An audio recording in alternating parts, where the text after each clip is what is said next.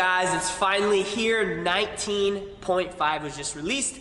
And if you guys watched the open announcement, it's what we all expected, right? Thrusters, chest to bar pull-ups. Actually, I wasn't quite hoping for chest to bar pull-ups, but hey, it came back up, so we get a little bit of bent arm pulling for you guys. So, as a reminder, the workout is thrusters with a 95-pound bar, 65 for ladies, and then chest to bar pull-ups with the rep scheme of 33, 27, 21, 15, 9 for time, or with a 20-minute cap.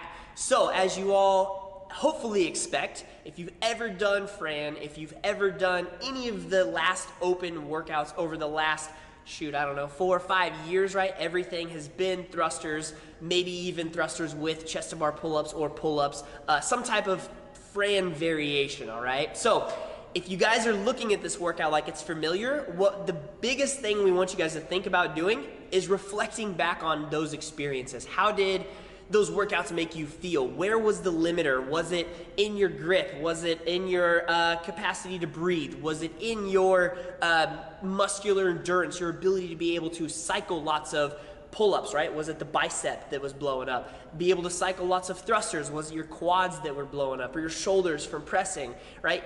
Take those experiences and use those now for this workout, because it's gonna come into play really fast. So, if you guys did the reps, the total math, which I'm sure a lot of you guys probably did, normal Fran is 45 reps of each of the movements. Today you're doing 105 reps of each of these movements. So going in, looking at that volume, that might help you pick the correct strategy for you and how to break up the reps when fatigue sets in. If you're somebody who's ever done 100 chest to bar for time or 50 chest to bar for time, you probably know about that limit when you start fatiguing, all right? When you fatigue, how you are able to keep moving, those types of things. So 105 reps, 20-minute time cap.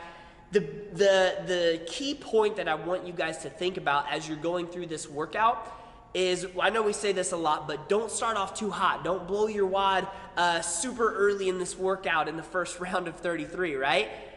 If you guys did the reps on when you actually get halfway in the workout, it's after the second round. So after you do both movements of 33, both movements of 27, you are now at 60 reps completed of both, but you still have 45 reps of both movements to complete. So going into this workout, if you start off really, really fast on 33 and 27, and you're like, man, I'm feeling good, let's attack 21, 15, 9, think about you're only halfway. So if you can keep that pace, that whatever pace you hold, awesome. That's a great way to go about that, all right? Just remember you're halfway after the 27 round, all right?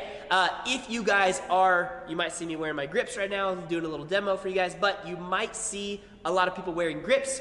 Obviously, we recommend those, especially victory grips. That's what we highly recommend. If you guys don't have any, that's what we would assume. Obviously, if you're gonna do this workout tomorrow, you're probably not gonna be able to get these in time, but something to think about for the future, all right? We use these, 1, so we can get better traction on the bar, and 2, so we can keep our hands fresh so we don't rip. That is something we want you guys to think about as you're going through this workout, is not only 1, maintaining or trying to push off that fatigue of your grip, but push off fatigue of ripping.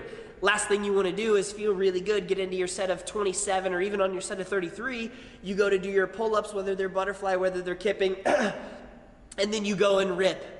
And you know it's only gonna go downhill from there. You might as well stop the workout, try and recover, and then get another stab at this workout versus trying to go and then rip and bleed and then make everything else way worse and way slower, not showing your true fitness potential, all right? So give that a thought while you guys are going through this, all right? How can you push off the ripping? How can you push off the fatigue in your grip from those chest to bar pull-ups, all right? And we kind of mentioned this before, but this workout is about how you finish, not how you start. All right, so if you saw how Matt Frazier started, if you guys got to watch him go, he looked like he started off pretty fast, but he wasn't beating T. Claire Toomey. He was kind of coming out at, even though it was fast, it was a pretty probably conservative pace for him, right?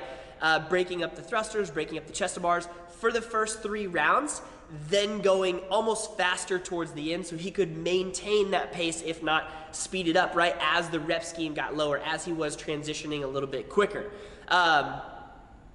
So we want you guys to think about, again, starting with a little bit more thought of playing this long game in mind versus starting off like, I gotta get through this first half of the workout as fast as possible, because we all know that feeling of Fran, right? It's not the 21 that hurts, it's not the 9 that, well, the 9 definitely hurts, but it's the 15 that makes you go slow, right?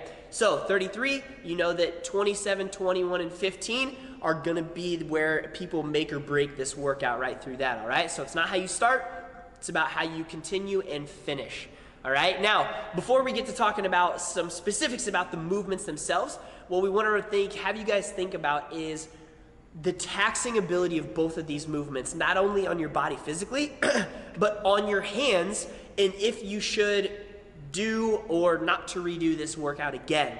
All right, obviously, if you're a bubble athlete, you might have to redo this workout again just to get the best place possible. Obviously, you might be able to leaderboard this thing a little bit, but for the majority of us, we would probably recommend not to redo it again. If you've ever done a workout like this and then a couple days later you've done a similar workout, right? Your hands are sore, your hands are raw, they don't quite recover all the way, right? It's hard to keep them moist. I know some of the people don't like that word, but trying to keep your hands moist, trying to keep them ready to go for barbell movements, for rig movements. So really give this one a thought if it's worth redoing or if it's not, all right? Let's talk about these movements specifically now, kind of how to strategize a little bit more specifically for you. So there's kind of two ways that you can break up these movements. Obviously, let's talk about if you have both of these movements first and you can do all the volume that is coming up for you guys. You can either break this up with even sets. So for example, on 33 going 3 sets of 11, or you could go in a descending fashion, starting off bigger because you're fresh. So doing something like 15, 11, 7, that might be a good strategy for you guys if you know that you do better starting off bigger and then tapering down, right? Because you get a break from the bar, you come back to the bar for 27, take off a big set, and then work your way down into smaller sets as you go, all right? We want you to think about breathing through these reps. So if you saw Matt Frazier, when he got into his second and third round, he started almost pausing at the top of that thruster for a second to take a breath in, right? If you're trying to literally pull that bar back down, it's only gonna speed up that process of you breathing in and breathing out with every rep. So if you can, think about breathing out at the top every rep, bring the bar back down. Obviously, breath is in, stabilizing, coming back up, throwing those arms back up, breathing in and out, and then again. That is probably the strategy that's going to help you guys push off that fatigue a little bit longer. All right? In pertaining to the thruster specifically, the biggest flaw we see in people is that once that movement starts to break down, they don't keep the speed through the middle. So what I mean by that, if we take this PVC pipe and kind of give you guys a little demo, is once that movement starts to break down, what you really see here is that the squat starts to get slow, and then obviously the press gets slow. All right, how can we speed that up? It's right through the middle when you can shoot your hips through the fastest. So think about this. You're gonna squat, even if you start to come up and it's a little bit slower. Once you get to where your hips are almost extended, that's when we want you guys to really squeeze the butt, drive the hips through, and then punch that bar out as fast as you can, obviously. All right? We've all probably done a lot of wall balls, lots of thrusters in our time, so this movement should be very familiar to you. Breathe, speed through the middle, brace the core. Those are gonna be the 3 biggest things that help you guys on the thruster. Now, pertaining to the chest to bar pull-up, what we want you guys to think about is knowing your capacity. So, like I mentioned before, if you've ever done 100 chest to bar for time, if you've ever done 100 pull-ups, those types of things, 50 chest to bar for time, we want you to know, or we want you to think about that capacity that you have. If you've never done more than 20 chest to bar pull-ups or 10 chest to bar pull-ups in your life, just know that this workout, you're gonna need to break this thing up early and often, so that way you don't lose the grip, that way you don't lose the bent arm pulling mechanics, the kipping mechanics, because once those go, your reps are gonna have to be very, very small with faster rest, hopefully, all right? So know your capacity, know where you can push, know when you can speed things up, slow things down, because that's gonna come into play when you guys start having to fatigue and then adapt to the stimulus of this workout, all right? Let's talk about kipping versus butterfly. If you guys have, let's say, kipping chest to bar pull-ups, you can definitely do those for this workout, all right? Doesn't mean that you can't do them if you don't have butterfly, but think about this.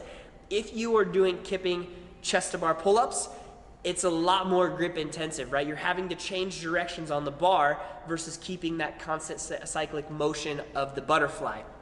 So if you are doing kipping pull-ups, kipping chest to bar pull-ups, we want you guys to think about breaking those up into smaller sets. Unless you can hang on for longer and you know that grip's not gonna go, then take a chance at going a little bit bigger, all right? For butterfly pull-ups, if this is a great movement for you, what we want you to think about is obviously partitioning those reps, 3 sets of 11, descending 15, 11, 7, something like that on that first set, and then maybe adapting and playing with it as you get going from there.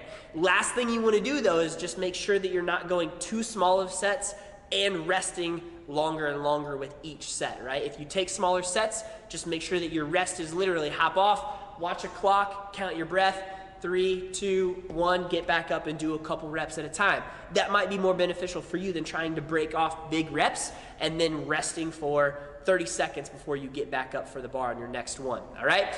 A little tip that we want to talk about on these chest to bar pull-ups, whether you're kipping or whether you are butterflying, more prominent when you butterfly, is really thinking about taking those knuckles. So let's pretend like this PVC pipe is the bar. As you guys are going through this, right, you have that fold or however you hold your grip. If this is the bottom part of the bar, we want to make sure that our knuckles are not back behind the bar. We want to turn those knuckles as far over the bar as possible, right? That more false grip position, obviously as you go through, your knuckles are going to rotate. As you go to do your pull-up or your chest to bar, try and rotate those knuckles back over the bar every single time. All right, obviously giving you a better grip. They're gonna slide a little bit, that's okay. Better, stronger pull, better, stronger grip for longer. All right, so make sure you guys are really practicing that as you're doing that chest to bar pull-up, that you're trying to get your knuckles further over the bar each time. Now, we're gonna break down some of their times just a little bit more for you guys to kind of give you something to think about. So, Matt Frazier, we wrote down his splits. He went 19 and 14 on his first round of 33 on both movements. He then went 15 and 12 on both movements for the 27, and then went 12 and 9 for the 21, and then went 15 thrusters unbroken, 12 and 3, and then went 9 and 9 unbroken for that last set. Now that is the fittest man in the world. That is probably a record time that I don't know if anybody's even gonna beat in this world, but 6:53 was his total time. That's how you break it down to get 6:53. If you know that we're not the fittest people in the world, don't go out 19, 14 for every, don't break this one up into just 2 sets, right? Knowing that you're gonna blow up and you can't hold that pace like Matt Frazier, that you're not gonna get 6:53, go out a little bit more conservative. Like I said, break the first 2, 3 rounds up into sets of 3, and then try to hold on and push a little harder at the end when you are closer to that finish line, all right? So we gave you guys some stuff to think about here. Take this with you. Maybe you practice a couple rounds tomorrow and do this another day. If you do this tomorrow on Friday, just make sure that if you redo it, you're taking care of your hands, all right? Hey, before we let you guys go, this is the last one. Don't give up. You are right here at the finish line. We want you guys to continue to push as hard as you can because we don't want you to regret going off a little soft just because this workout was thrusters and chest to bars, or because you already know the place of where you're gonna end up on the open. It doesn't matter. This is your fitness every single day. Give it the most you can, all right? Hey, thank you guys for hanging out with us for the last 4 or 5 weeks now. We wanna remind you guys of a couple things. We got some big projects coming up. We got a special program we're about to release April 1st. Go check out our latest post on Instagram if you guys want a little hint and maybe a chance to win that for free. Follow us on Instagram, Facebook, like and subscribe to us on YouTube. We're gonna be putting out a lot more content on all of these applications. And we're here for you guys. So anytime you guys have questions, shoot us a DM, shoot us a message, and we're here to help. Take care, guys.